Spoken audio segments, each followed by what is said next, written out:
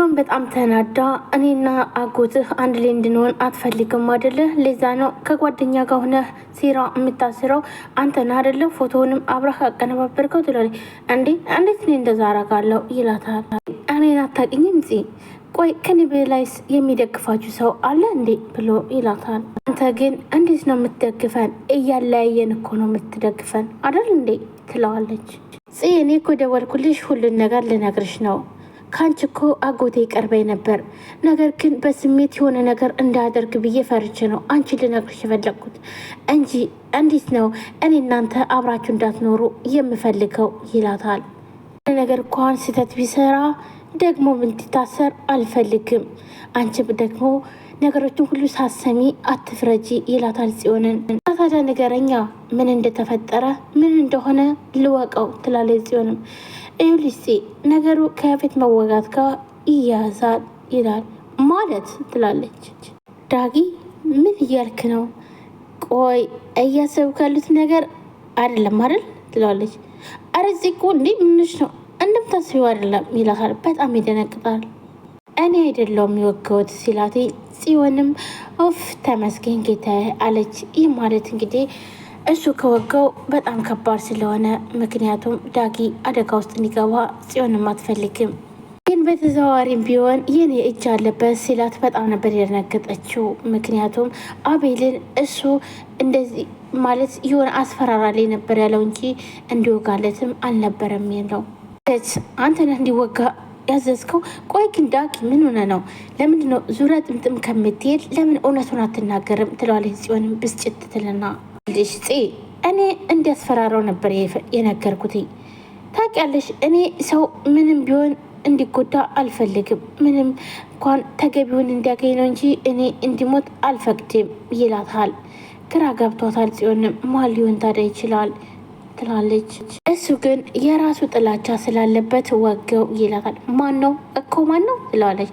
አቤል ነው።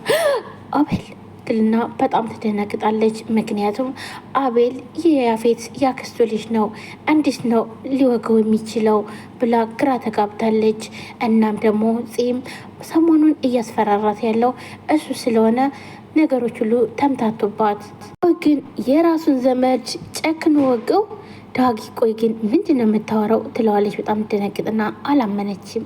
እህቴን እየጎዳት ስለሆነ ለእሷ የሚቆረቆርላት ሰው እንዳለ እንዲያውቅ ነበር የፈለግኩት ይላታል። ደግሞ ለዛ መደራደሪያ አንቺን እንዳገናኘው ነበር ይላል እና ፂን ሁሉንም ነገር ነገራት። ምክንያቱም በየሰዓቱ በየደቂቃው ቢኒያም ቆይ አንተ ግን ያንተ እጅ አለበት ወይ እያለ እያስደነግጠው ስለሆነ እንዲሁም የቢኒያም ስልክ በተደወለ ቁጥር በጣም እየደነገጠ ስለሆነ ስለዚህ ይህን ነገር ሁሉንም ነገር ተናግሬ ይህን ችግር መፍታት አለብኝ ብሎ ዳግም አስበዋል።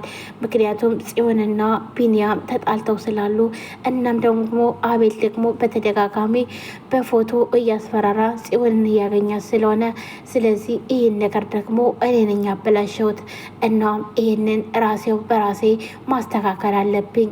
ስለዚህ ጽዮንን ደውዬ ነይ ብዬ መናገር አለብኝ ብሎ ወስኖ ነበረ ይህን ነገር ሊነግራት የቻለ እና ጽዮን አንቺን ላገናኘው ሲል በጣም ነበር የገረማት።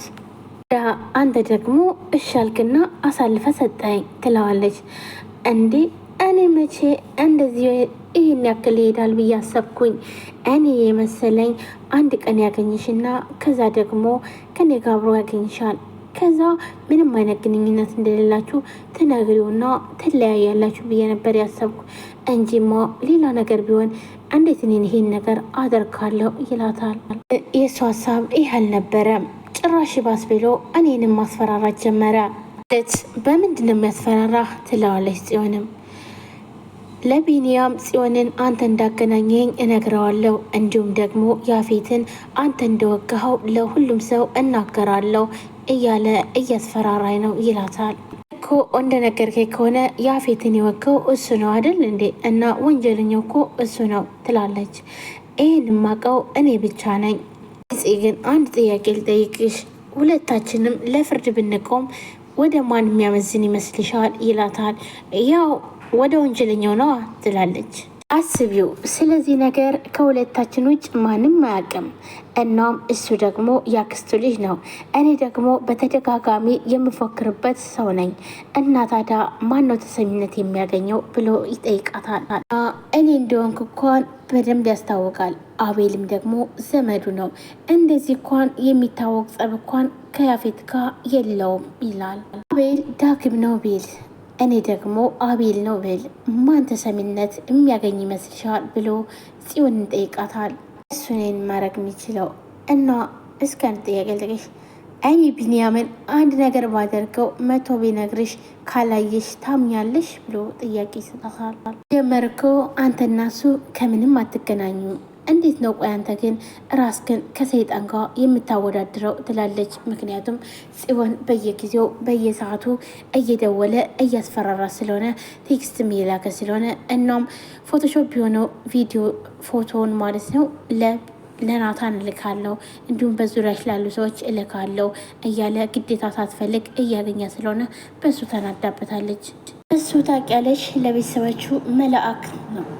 እናም የሱን ጸባይ ትክክለኛው ማንነቱን ማንም አያውቅም ይላታል። አለፋሻል ቁጥር 2 ያፌት በዩ ይላታል። ጽዮንም ግራ ተጋብታለች። ምክንያቱም ለዳግምም ይህን መረጃ ዞበታል። እንዲሁም ለጽዮን ደግሞ የያዘባት መረጃ አለ፣ ፎቶውን አለ። ያ ፎቶ ደግሞ ናታን ካየው በጣም ነው አትፈልግም እንዲያየው አትፈልግም። እናም በዚህ የተነሳ ሁለታቸውም ችግር ውስጥ ገብተዋል እና የገጫት ልጅም ወደ ቤት እየሄዱ እንዴ ጭር ያለ ነው ይላታል። ጭር አለ አይደል? ይህ ቤት ጭር አለ ቢባል ማን ያምናል ትላለች። ምክንያቱም ቤት ውስጥ ማንም የለም። በፊት ግን በጣም ብዙ ሰዎች ነበሩት። አሁን ግን ሰዎች አንዳንድ እያሉ ርቀዋል። ለማንኛውም አታስብ፣ አሁን እዚህ ቤት ሁሌ ብቸኛ መሆን የተለመደ ሆኗል ትለዋለች።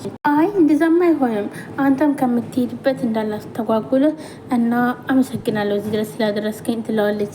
አይ እኔማ አልተጓጎልም፣ እንዲሁም አንቺን ደህንነትሽን በደንብ አውቄ ብሄድ በጣም ደስ ይለኛል ይላታል።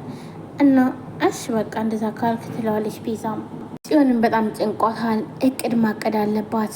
እናም የሆነ መፍትሄ የፈለገች ነው። በጣም ይገርማል።